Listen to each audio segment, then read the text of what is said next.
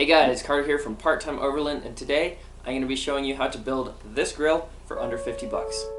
Alright guys, this video actually came about because of all of you.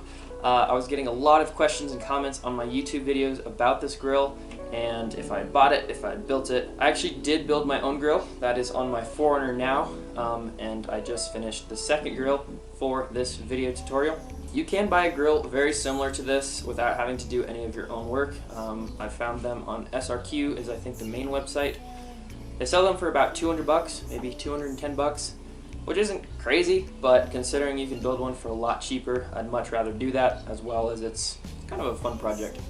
Now this grill in particular cost me a bit more than 50 bucks just because I spent a little more on some of the materials, namely this mesh up here. There's sort of a premium mesh that I searched around for.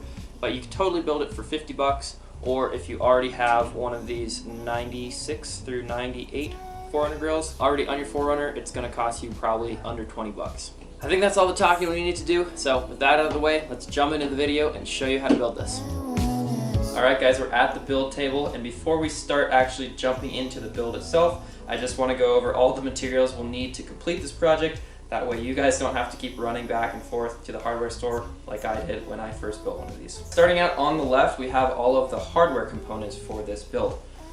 First up, we have the grill itself. Now this is a grill from a 96 through 98 style.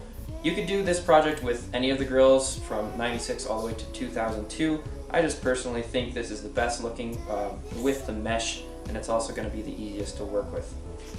Next up we have our mesh. And this is sort of a top dollar mesh, if you will. I paid a bit of a premium for it just because it had a very sort of specific pattern to the mesh. I just really like the look of it compared to other more kind of basic meshes. So you can find all sorts of these online with holes, with zigzags, all that stuff. It's just personal preference. Moving on to the right side of the table, we have all of our build materials. Now first off, we have the sandpaper. This is just a bag of random assorted sandpaper, all sorts of sizes, all sorts of grits. Here we have our paint. This is just a black Rust-Oleum, flat black.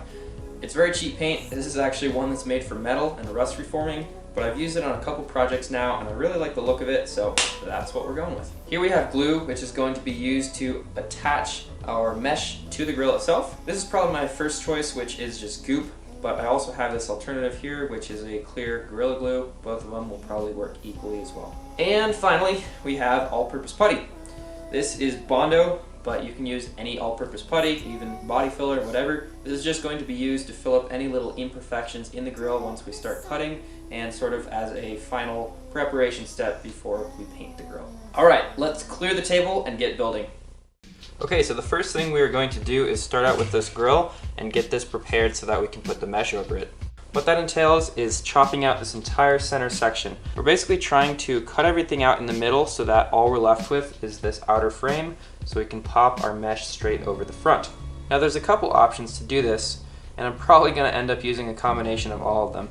First is some sort of saw. This is actually a little drywall saw, but this is a good tool. You can sort of get in there and chop those tabs open. The other tool I have is this Dremel set, and in here I have an assortment of different bits and cutting tools so that I can get in there and try to, sort of saw some of these out.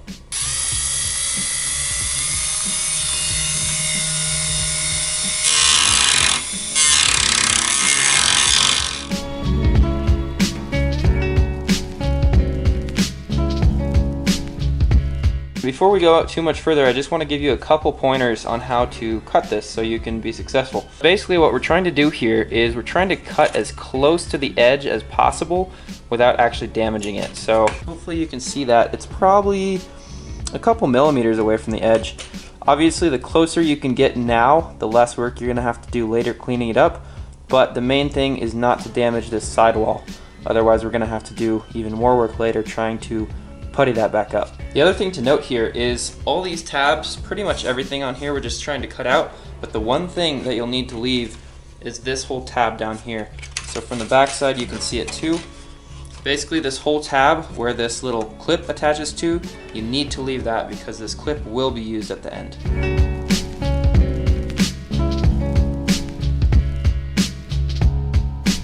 Perfect, so we've done the bulk of the work, which is get this thing away. And we can just throw this out at this point.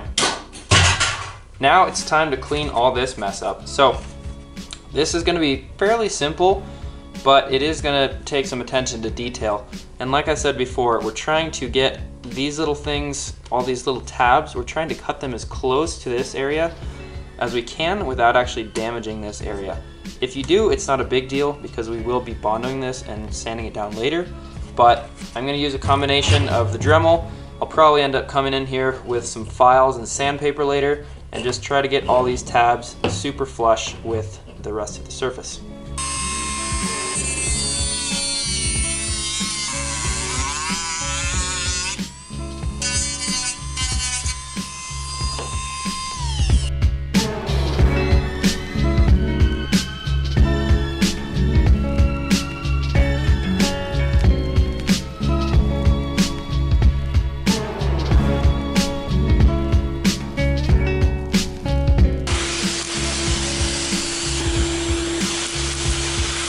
Here's a close-up shot so you can really see that all these tabs are just really pretty much level with the rest of the surface. So we've gotten all the rough work done with the Dremel tool. Now it's time to come in with one of these bad boys and get down to all sort of the very fine work, getting this very fine-tuned, very smooth with all of the edges before we can bondo it up and then start painting.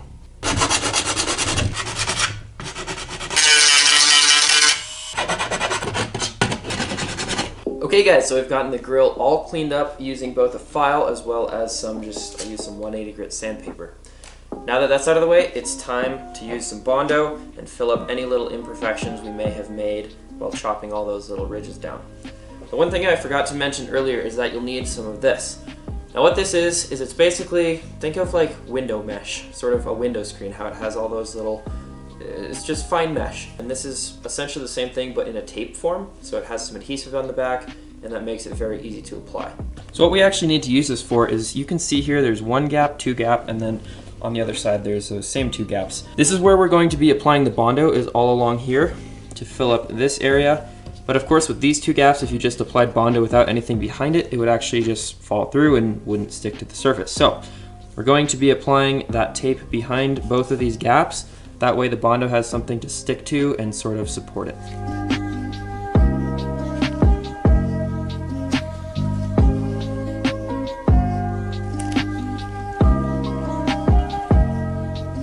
I'm now going to mix up some of this Bondo we have here and get ready to apply it to both of the sides of the grill.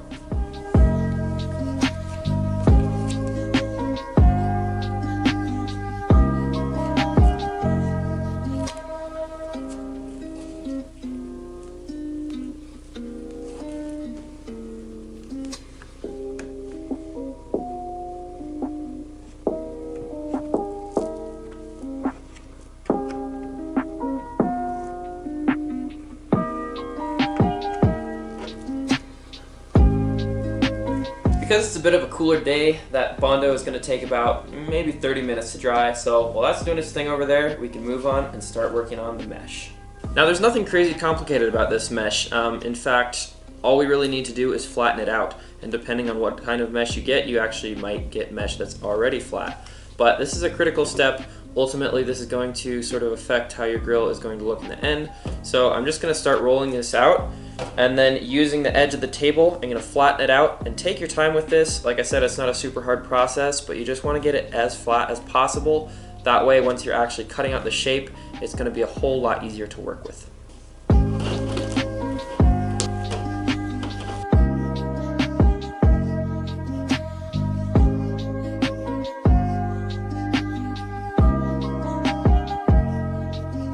Now that is looking a lot better. Oh yeah. Okay, we've given our putty plenty of time to dry, so it's time to jump back to the main grill now and do one final round of sanding.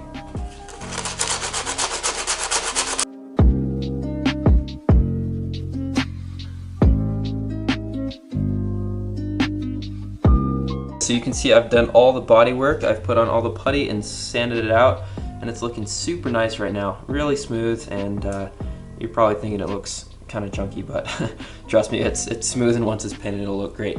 So it's now time. We're just gonna wipe this off with alcohol one more time, and then it'll be ready for painting. Here I have my paint, and here we have the grill itself on just some cardboard to keep the grass clean. A couple things to keep in mind here is do this in a well-ventilated area, or if you don't have a well-ventilated area, you're going to want to make sure you have proper ventilation protection, some sort of mask. But this is pretty straightforward. Like I said, this is just black paint. I'm just going to do nice, even, light coats. Always do the first coat, maybe like a 50% coverage, sort of get that base layer down, and then you can start going a little thicker, but not so much as to let it run. So let's get painting.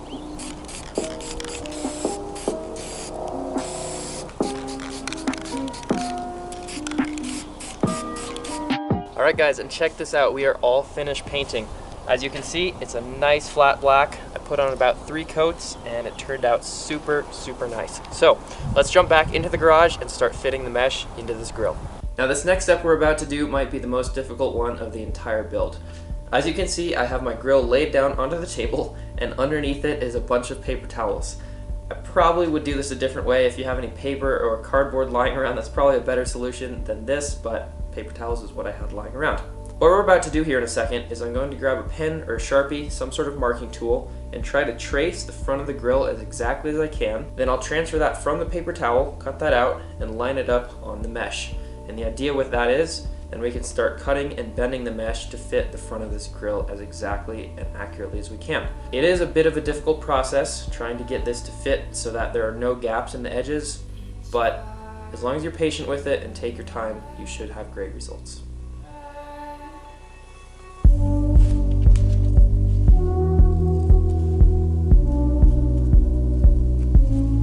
Okay, so I have my paper cut out and I have it laid down on my mesh. What I'm going to do now is do a rough cut of the mesh. So I know I want about maybe 1.5 to 2 inches on both the top and bottom, and that's actually going to be glued into the grill. So what I'm going to do is I have it laid out here, both on the top and the side, and then I'm going to make a clean cut across the bottom, hopefully trying to stay even with the bottom, and then up here. That way we'll have a lot less material and it'll be easier to work with. By the way, if you're wondering what these are tin snips. They're used to cut all sorts of metal. You can cut sheet aluminum with it, even thin steel and different stuff like that. If you don't have a pair of these, you could probably do the same job with that same cutting bit you had on the Dremel tool. Alright, so now that we have a little bit of a smaller template to work with, it's time to start bending. To do that, we're going to end up needing little sections. It's going to be much easier to work if we have little sections to bend than everything at once, and obviously along the edges we can't bend this and this. So you can start by chopping out the corners and then dividing each of the top and bottom into smaller sections so that we can bend them up individually. I have this section of 2x4 laid out, and what this is going to allow me to do is push down and then bend this up with my hand. And as you can see, since this is aluminum, it's fairly easy to do, but this will give me a nice even bend across the entire section. You can just move this whole piece down a little bit. Now, as you can see, the sharper you can end up getting this bend, the better it's going to fit into the grill. So really take your time. I might even end up doing a bit more bending here, but for now, it's time to do a test fit. When we line up that edge with that side of the grill, you can see over here, there's still a good bit of overhang, maybe 1/2 inch, 3/4 of an inch. Just by doing this process over and over, as you continue bending each side, you can sort of see how this is going to line up and bend accordingly. We're going to start by chopping this, and once that's chopped, then we can start measuring out other parts and really fine tune the exact fitment.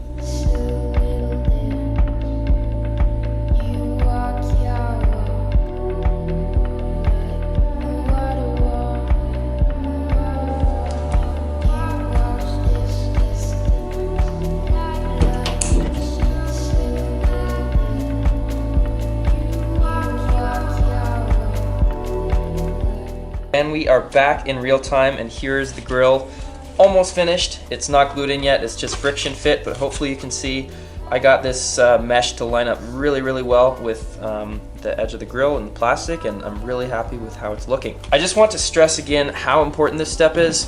I probably spent upwards of 2 hours getting all these little tiny tweaks and stuff done. Like I said, it's sort of bending one way, it's also bending another way, and it's a kind of complicated bending situation trying to get it to fit in perfectly. So make sure to spend your time with this. If you go quickly and don't get it as, perfectly lined up, it's going to be much harder to sort of glue this in. You're going to have a much harder time trying to tweak it and bend it later, and just spend your time on it, and you'll be happy that you did. Now that this is all tweaked to how I like it, it's time to get some glue and put this all together. Gluing these two pieces together is pretty straightforward, but we do need to sort of hold this mesh in place while we do the first couple glues. What I'm going to do is I'm going to grab some extra paper towel here and secure this down using zip ties. I'm just using the paper towel here so as not to sort of mar the paint that we just did. And then you can cinch it up so that holds the mesh in place. With our two pieces zip tied together, it's time to flip it over and actually do the gluing. Now, working with this glue is pretty simple. All we're going to do is work on one section at a time. So I'm going to do one section, maybe two sections to begin with.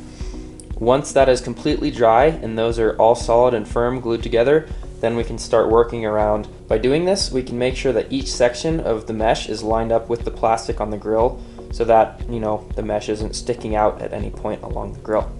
So we're just going to start applying this down here. When you're doing this, be very liberal in your application. Don't spare any glue. You want this to really stick down. Make sure to get it in all the little gaps and then sort of bridge it over to the next piece of plastic going over all the mesh. As you can see, we are done with our first section of mesh, and this is what it looks like. It's basically just a whole swamp of glue, and it's just really getting down, touching the plastic, getting over the mesh. You really want to just saturate that whole area, and once this dries, we'll just go around and go to the next, and get them all glued in. Also, now as you're gluing this in, now's a good time to check on the front and make sure that this mesh is in fact flush with the grill and everything is lining up. So that's why we're doing this in sections, is to make sure that as you do this, you know, you're not gluing the whole thing and then parts of it are sticking out. Like obviously this top here is sticking out. So that's how to do it properly. It takes a while, but the end result will be really awesome. So catch you when we're done. Well guys, here we are and the grill is complete. I have spent my time, I've glued all this back on. It took a while just because I was sort of doing it step by step and I was just using one vise, so I just did one of these sections at a time, but it turned out super well and I'm really happy with how it looks. Now at this point, although it's technically complete, like I said, you have the options of putting on logos, badges, like I did on my personal 4Runner. I have a big Toyota badge up there, sort of makes it look a bit more OEM. You have the option of putting on Raptor lights. I'm actually working with Scarab Off-Road on coming out with a universal Raptor light kit. So if you're interested in any of that to put on your own personal rig or your grill, go check out that. I'll put a link in the description. For this particular grill, I'm just going to leave it as is because it is for a giveaway. I've already gone ahead and contacted the person who it will be finding its new home with, and they have requested that it just be left blank. They might have their own plans for it. I personally think it would look really good with the Toyota badge, but who knows? They might do something else with it. Anyway, with it done, I'll just do a couple product shots here, and otherwise this baby is ready to ship out. Guys, that brings us to the end of the video. If you enjoyed this, please give us a big thumbs up. Make sure to subscribe if you haven't already. And as always, if I missed anything in the video, please feel free to drop us a comment down below and I'll try to answer those as best as I can. Other than that, I think that's pretty much a wrap. I will catch you in the next one.